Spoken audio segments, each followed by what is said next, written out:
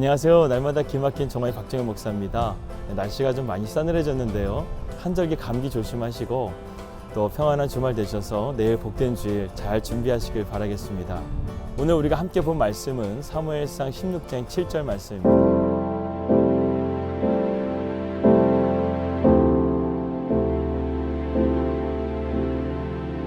오늘 본문의 배경을 보게 되면 사무엘이 이스라엘의 왕을 찾기 위해서 이새의 집에 방문을 하게 됩니다. 이새에게는 8명의 아들이 있었습니다.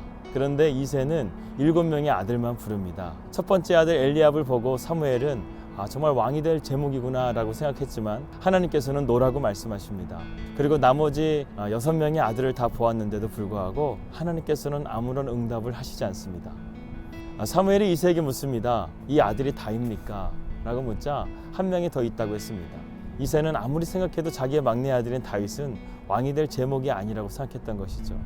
그러나 사무엘이 찾자 이새는 급하게 다윗을 부릅니다. 숨을 헐떡이며 사무엘 앞에 나타난 다윗. 그런데 하나님께서 그 다윗을 이스라엘의 왕이 될 것이라고 말씀하십니다. 사무엘이 처음 보았을 때 키도 작고 나이도 어린 이 다윗이 어떻게 이스라엘의 왕이 될 것인가 라고 생각했을지 모릅니다. 그런데 하나님께서는 사무엘에게 내가 원하는 사람이 이 사람이다 라고 말씀하셨습니다. 외모로 봤었을 때는 엘리압이 왕이 될 제목이었지만 하나님이 보시기에는 다윗이 왕이 될 제목이었다는 것을 우리는 바로 보게 됩니다. 다윗이 골리앗과 싸우기 전에는 그 누구도 다윗의 잠재력을 알아보지 못했습니다. 그러나 하나님은 그 전부터 다윗이 이스라엘을 구원할 왕이 될 것이라는 것을 알고 계셨고, 그래서 하나님은 다윗을 이스라엘의 왕으로 선택하신 것이었습니다. 우리는 색 안경을 끼고 사람들을 볼 때가 있습니다. 그 사람이 가진 물질, 그 사람이 가진 힘, 그 사람이 가진 인기를 바라보면서 그 사람을 안다고 생각합니다. 그런데 하나님께서는 남들이 끼워놓은 그런 마개를 제거하시고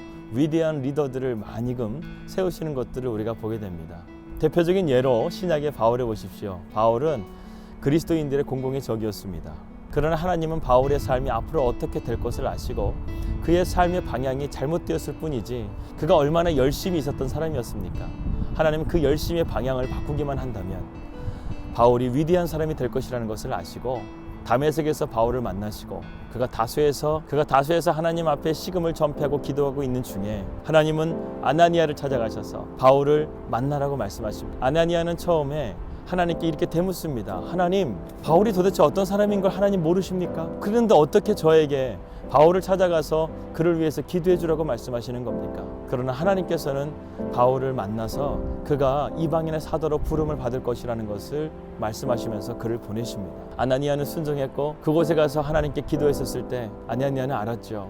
하나님께서 이 사람을 분명하게 사용하시는구나. 그 순간에 바울의 비늘뿐만 아니라 아나니아에게 있었던 그 편견의 비늘까지도 벗겨지는 놀라운 시간이 되었던 것이었습니다. 만약에 하나님께서 바울을 놓치셨다고 한다면 오늘날 우리가 보고 있는 신약의 14권이나 되는 성경은 없었을지도 모릅니다. 그러나 하나님께서는 바울을 사용하셔서 이방인의 사도로 유럽과 로마의 많은 교회들을 세우게 하시고 그리고 신약의 14권이나 성경을 쓰게 되는 위대한 바울로 만들어 가셨습니다.